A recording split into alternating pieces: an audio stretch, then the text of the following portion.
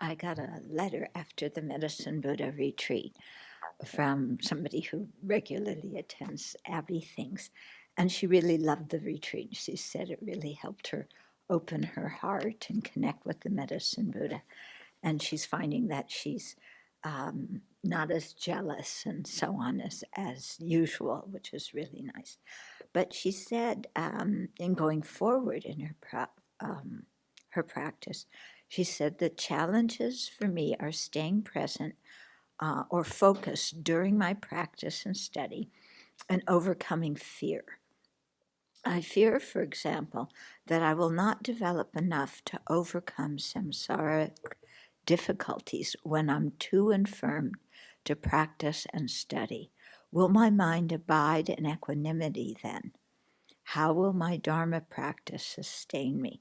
How will I be able to be of benefit to others then? So these are very good questions. This is, somebody who's really applying the Dharma to her life. You can see from the kind of questions. Because when we begin to see how uncontrolled our mind is, and then when we think of having an uncontrolled mind when we die, that is scary, isn't it? Yeah. And even while we're not actively dying during our life, we never know what's going to happen. And, it's always that unexpected things happen.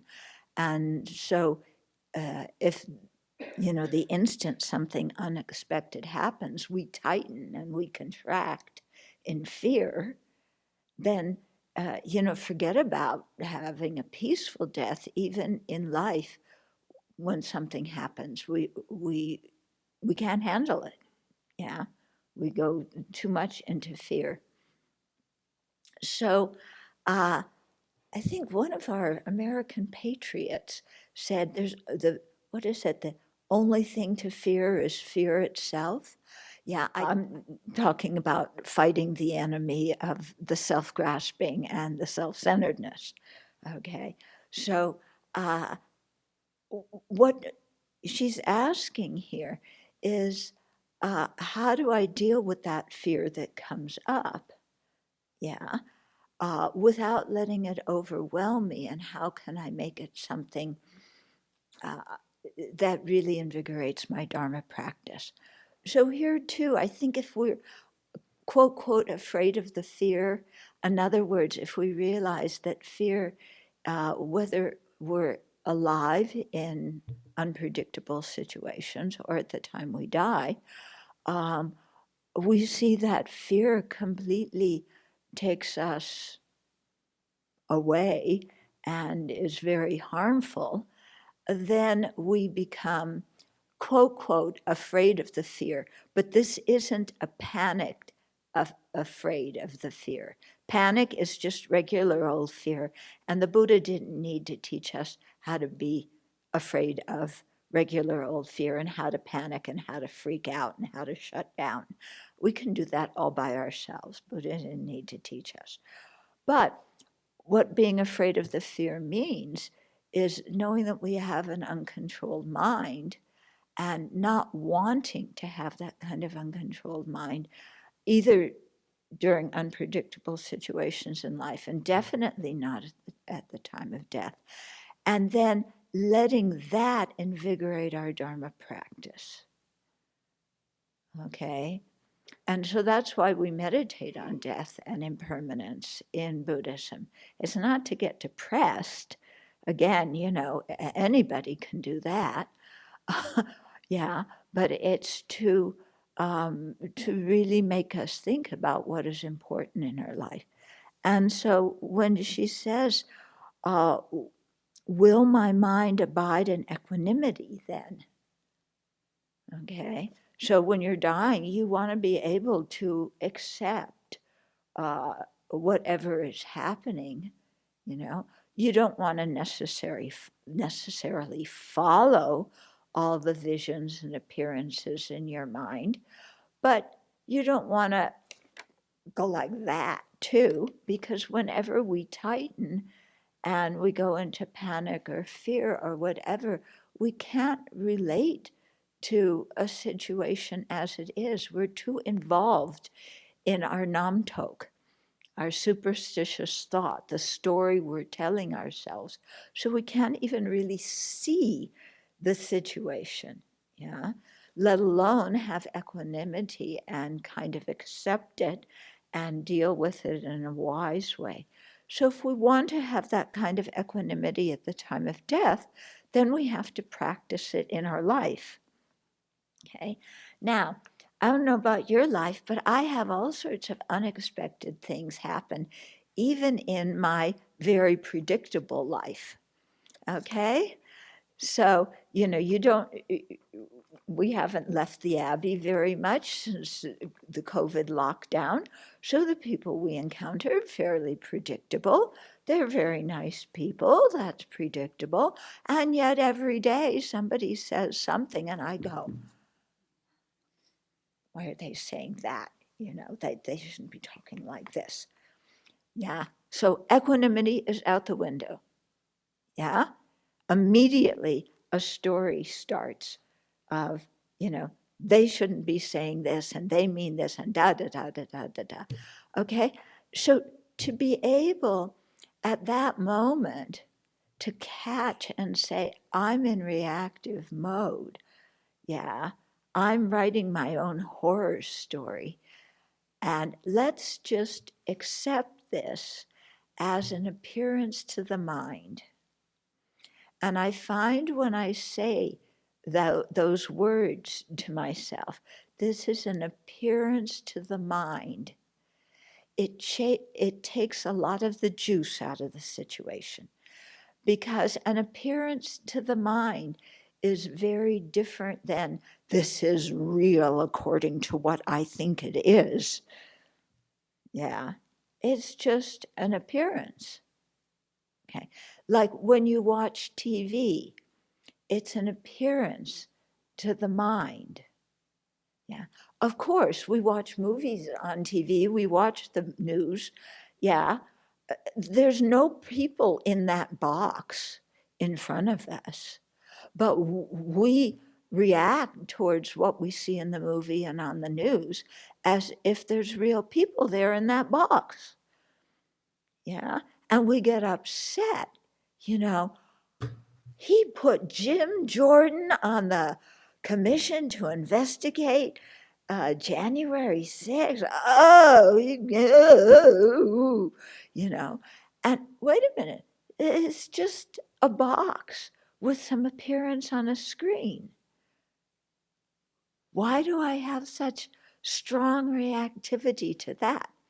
I can still see, okay, it's a representation of da da da da da da, and I think there's another way to handle it. He wouldn't be my choice for the commission, but I'm solidifying an appearance to make it something of vital importance that right then and there, sitting in a room with no other people, yeah, I'm getting anxious and upset and, I want to say, Nancy, you get that guy off the commission. We can't have him. Yeah, and there's nobody else there in the room. There's nobody in that box. Yeah, where's my equanimity? Yeah, it's given way to grasping. Yeah, to solidifying, thinking that, the appearance of people in a box is reality, that there's real people in that box. And there aren't. Yeah. And so similarly in our daily life, we think there's inherently existent people. There are people, but there aren't inherently existent people. Yeah. We talk to people and, instantly, they have this personality, they're saying this, it all becomes very solid. Instead of, people are very complicated. Yeah, have you ever noticed that? Yeah, they're very complicated. And often they say one thing and they mean another. And one minute they're happy and the next minute they're upset. And, one minute they vote for this, the next minute they vote for that. Human beings are complicated. When I fall into grasping at inherent existence, I'm forgetting that, that they're complicated and that they're changing all the time and that there's nothing really predictable about people, including myself. But that's another story because I'm actually quite reliable and dependable. And, yeah, but we'll forget that for right now. But we just solidify appearances and then get very uptight and react to something that doesn't exist the way it appears to us. And then we wonder why we're unhappy. Yeah, well, we know it's because it's the other person's fault. Then we wonder, why don't they change? Why don't they follow my advice? Well, we know that answer too, because they're stupid.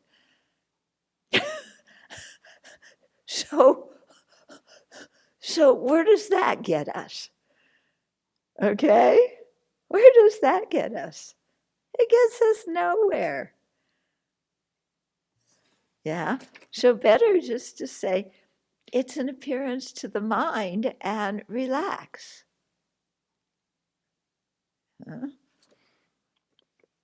How will my Dharma practice sustain me then? Okay, so that's the time when bodhicitta and the wisdom realizing emptiness are really of crucial importance. Because when we die, we're leaving everything that is familiar to us. Our body, our friends and relatives, our social status, our education, our reputation, all of our possessions, your whole bank account, all that money you worked so hard to save is staying here. Anyway, you never had it. It was only squiggles on a book, on a piece of paper to start with. Yeah? It was only represented by a piece of plastic. And, your plastic stays here. Whatever money you have, pieces of paper you have stays here. Yeah, we leave everything. So can we have equanimity in our mind when that is happening? Yeah. So if we don't practice equanimity now, it's going to be very difficult to have it then. Yeah. And so equanimity kind of starts out with whatever is.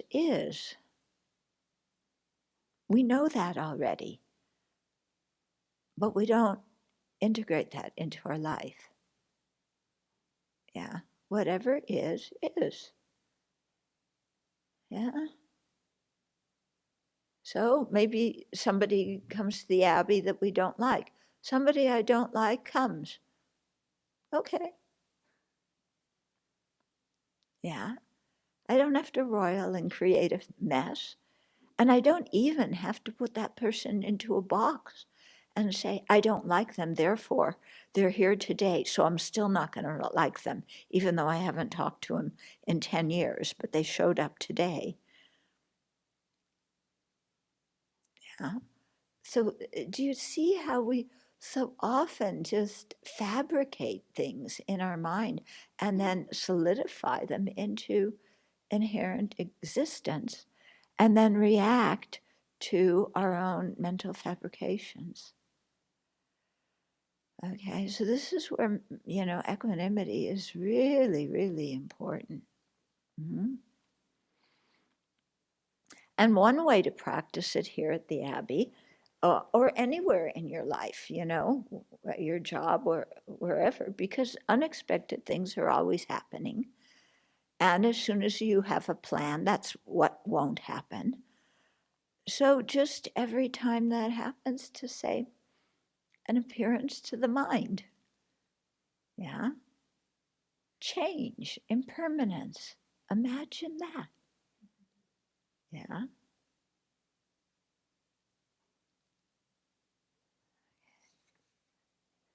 How will I be able to be of benefit to others then? Yeah. So as we're dying, how can we benefit others? By doing our practice. You know, even you're lying there on your bed dying, yeah, there's other people around. We can benefit them. We can be a cooperative dying person instead of being a pain in the neck who complains all the time. Okay. Did you ever think of what you're going to be like when you're old? And, you know, can I be a kind person with a good sense of humor when I'm old? Or am I setting myself up to be somebody who's bitter and complains all the time? What kind of person do I want to be, you know, if I live that long? And am I practicing being like that person right now? Or am I a pain in the neck and bitter right now, too? Yeah, if I am, then I better do something about that. Okay? So, in this way, you know, when we think, you know, how am I going to be when I'm dying? It really can motivate us to practice the things that we want to be familiar with when the time comes to leave this body and leave this life. And so that invigorates our practice now. Okay? So we have some work to do, huh? Yeah? Besides trying to change all those other people. Yeah, we have some work to do in here.